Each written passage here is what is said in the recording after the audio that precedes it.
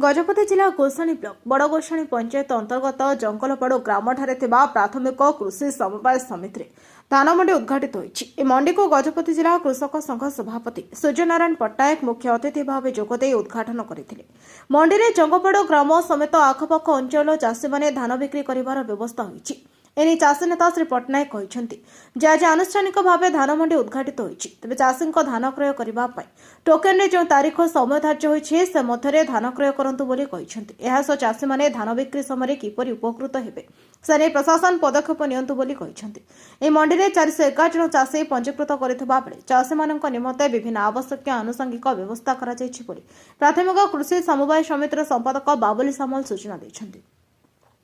এই উদ্ঘাটনী কার্যক্রমে জঙ্গলপাড় প্রাথমিক কৃষি সমবায় সমিতির সভাপতি বি খগেশ্বর, চাষী নিরঞ্জন সামল, প্রণয় কুমার জেনা, পদ্মালয় নায়ক, পবিତ୍ର সামল, আদিকান্ত সামল প্রমুখଙ୍କ সহ ଚାଷୀମାନେ ଯୋଗଦେଇ ବିଗତ ବର୍ଷ ମାନଙ୍କ ଭଳି ଚଳିତ ବର୍ଷ ଧାନ କ୍ରୟରେ କ'ଣ ଅବ୍ୟବସ୍ଥା ନ କରାଯାଉ, ଚାଷୀଙ୍କ ପ୍ରାପ୍ୟ ମୂଲ୍ୟ ପ୍ରଦାନ ସହ କଟଣୀ ଚଟଣୀ କିମ୍ବା ଅନ୍ୟ କୌଣସି ସମସ୍ୟା ସୃଷ୍ଟି ନ କରାଯାଉ ବୋଲି କହିଛନ୍ତି। ଅନ୍ୟପକ୍ଷରେ ଗୋସାଣୀ ବ୍ଲକର ବିଭିନ୍ନ ସ୍ଥାନରେ ଆଜି ସୁଦ୍ଧା ଚାଷୀଙ୍କ ଧାନ ନ ଉଠିବାକୁ ନେଇ ଅସନ୍ତୋଷ ବୃଦ୍ଧି ପାଇଛି। पद्मालय नायक मु जंगलपाड़ ग्राम निवासी मु छोटिया चाषी गोटे जी जो उद्घाटन है आम ग्राम मंडी जो उद्घाटन है से बहुत आम चाषी समस्ते बहुत खुशी आमर धान जमीती माने सुविधा जीव से आम चाहूँ सब चाषी मैंने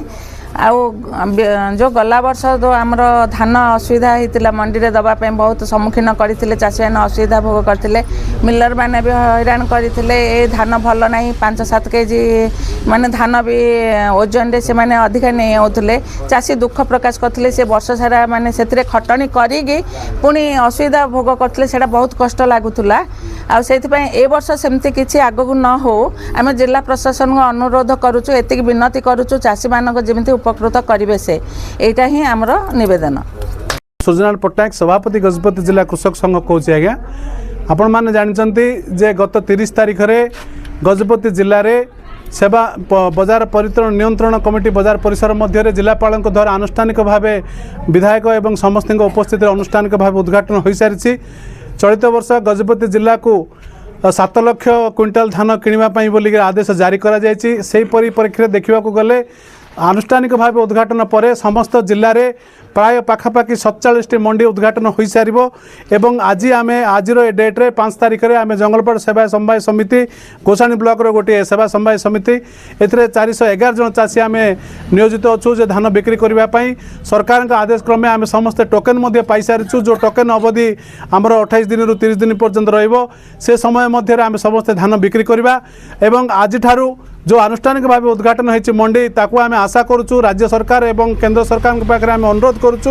जो चाषी मानकर टोकेन आसी टोकेन अवधि मध्य चाषी धान किणा जाऊ कौन प्रकार कटनी छटनी न हो आवश्यक मुताबक चाषी जो टार्गेट दरकार पड़े से टार्गेट से जोगाई दि जाऊ एवं प्रत्येक चाषी 411 नंबर चाषी जो शेष पर्यंत बिकला पर्यंत सेवा समवाय समिति सहायता हम बोली आशा करी आज आनुष्ठानिक उद्घाटन कार्यक्रम समापन करुछु। गोटे आलोच्य विषय पड़ी जोटा जिला प्रशासन तरफ आम प्रश्न उठेलु जे बर्तमान पर्यंत मिलन माने कौन प्रकार एग्रीमेंट करना कि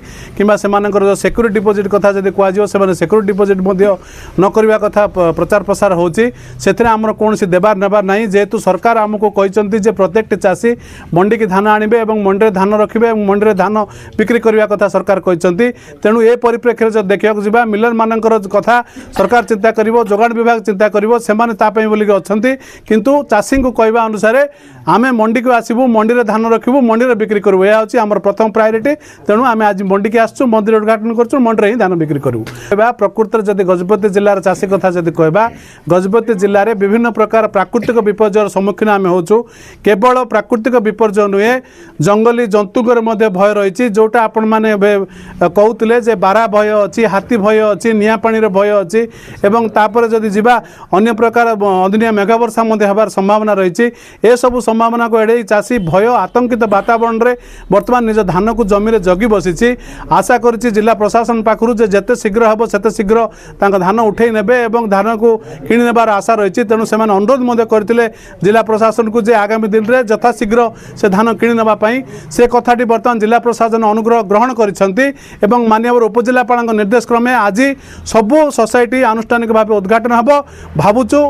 मिलर मान समस्या आम कौन उपजीव ना कहीं जेहेतु जिला प्रशासन तार व्यवस्था कर उपजिलापाल कहते तेणु आज आम आनुष्ठानिक भाव उद्घाटन करूँ धान बिक्री कर आज आरंभ करूँ आम आशा करूँ। गजपति जिलार भास्कर सिंह रिपोर्ट नायवती टीवी।